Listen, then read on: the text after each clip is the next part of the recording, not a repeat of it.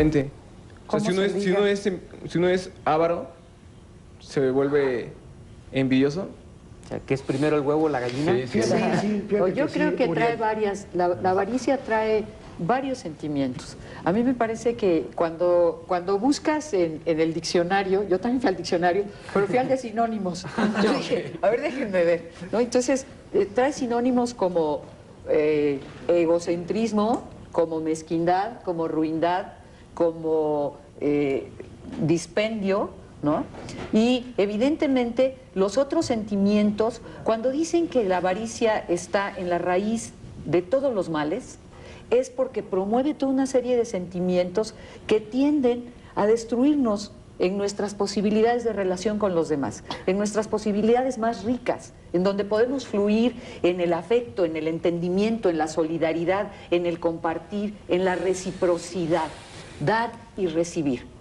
Problemas de relación de parejas, problemas de dar y recibir. Problemas de entendimiento familiar, problemas de dar y recibir.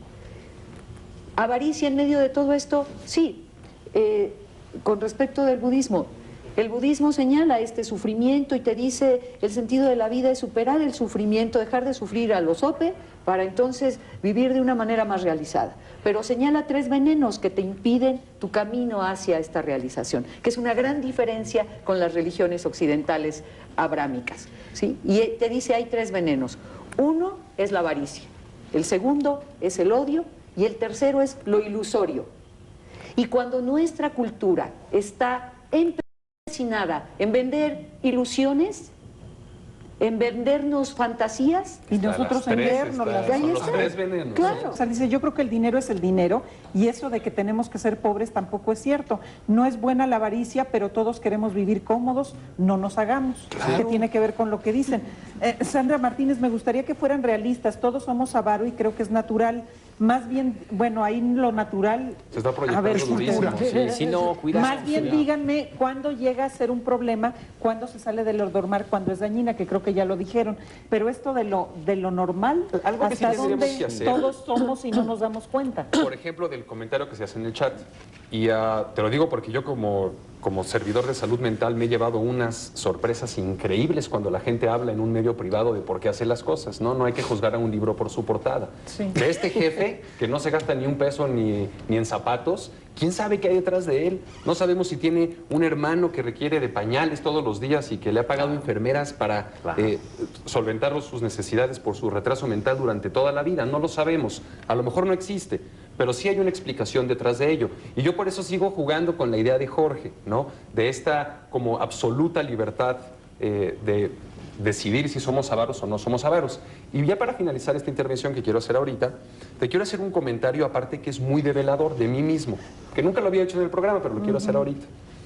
Y esto surge de la necesidad de que le digo yo a mi esposa, no sé por qué, me llamaron como psiquiatra a un programa en donde quieren que hable yo de la avaricia.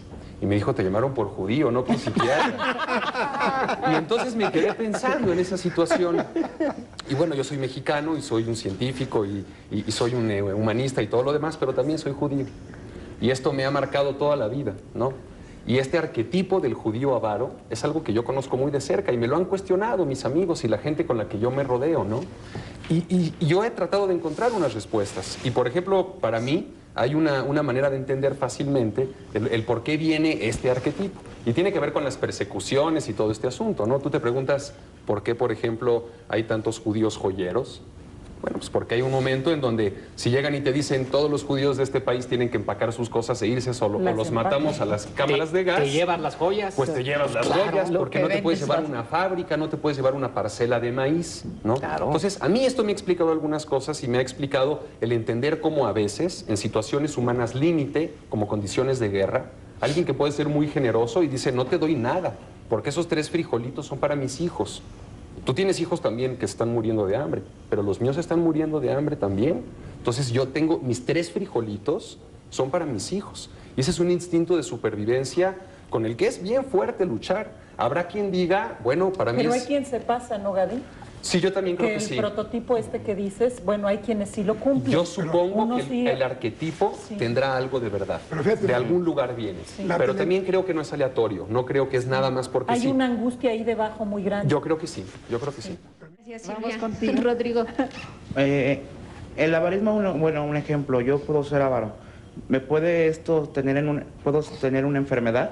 Y otra pregunta, ustedes nos dan su punto de vista sobre el tema. Ustedes quisiera saber que me contestaran, ¿ustedes han sido avaros? Sí. ¿En qué aspecto?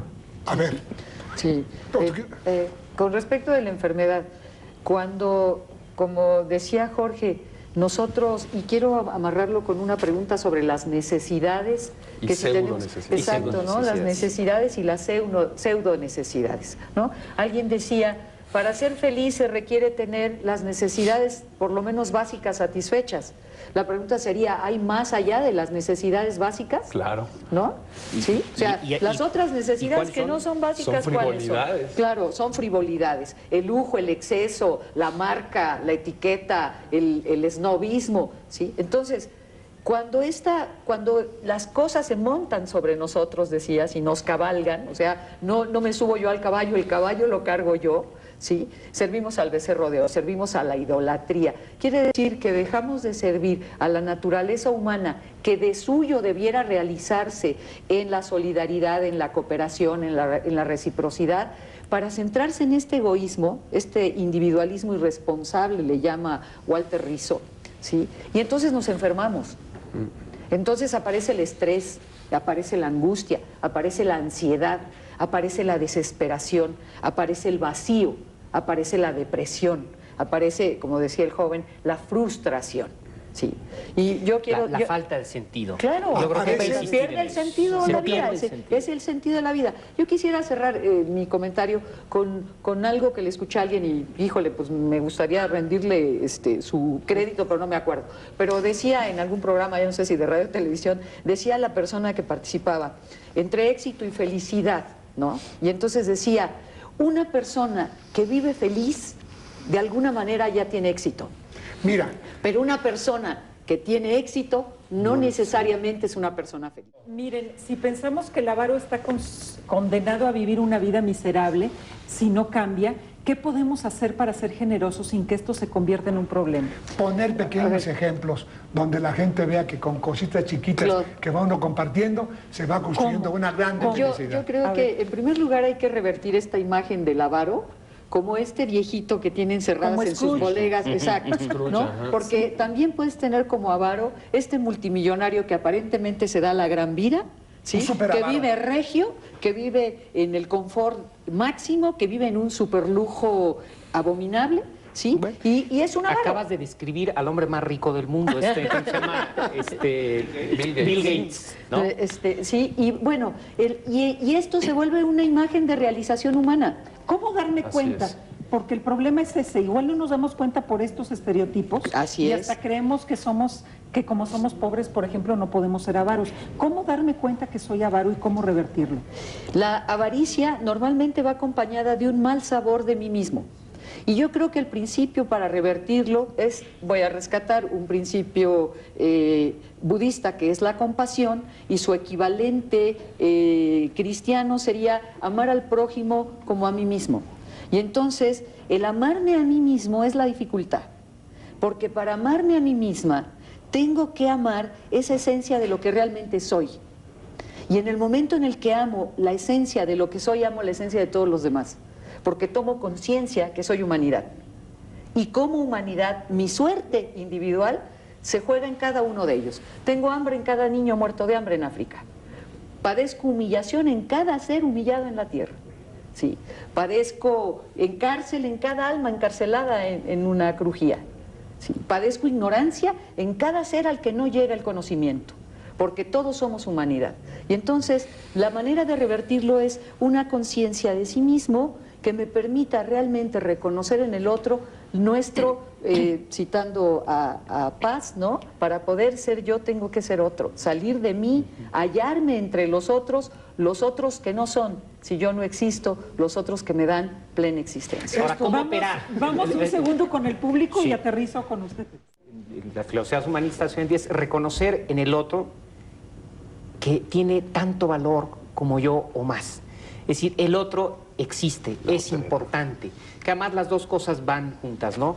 No puedes amar a Dios a quien no ves si no amas a tu prójimo a quien sí ves, ¿sí? El máximo mandamiento es amarás a Dios todas las cosas y a tu prójimo como a ti mismo. Y el segundo es semejante al primero. Pero el inicio era en el momento que Adán vio Voy al otro. al siguiente ser humano, dijo, carne de mi carne y hueso de mis huesos. Somos iguales. El día que yo trate a los demás como mi carne y como mis huesos, se acaba la avaricia y estamos nosotros viviendo en otra realidad donde podemos poseer la tierra y podemos también vivir con otro tipo de relaciones y de armonía, hombre. Y Claro, acabe, pero te tropiezas con el problema del sentido de la vida. Porque realmente, si así como lo planteas, Claude, es tan simple, ¿no? Mirar que soy hueso como el de enfrente y carne como el de enfrente y somos la misma carne y somos los mismos huesos. Polvo eres y en polvo te convertirás. Así de sencillo, y se atraviesa el sentido de la vida. Y el sentido de la vida, tú lo decías, nos lo da la cultura. Nos lo dan los valores a los que servimos cuando trabajamos, cuando tomamos un autobús, cuando nos compramos un trapo. pero no es Pues ya nos determinante, vamos. es decir, no es No es determinante. determinante. Es decir, esto puede cambiar. Y decíamos, si Ya no nos puede vamos. cambiar, pues ¿qué hacemos, no? Pero puede cambiar yo porque no- la cultura la hacen las personas. Claro. Y como yo también Se soy me hace persona, que vamos a podemos seguir ir el cambiando la programa cultura. aquí una vez que termine, pero yo les agradezco antes de que todo al aire. Gracias por estar con nosotros. Soy Silvia Cobian. Hasta la Muchas próxima. gracias. No, al contrario, estuvo maravilloso.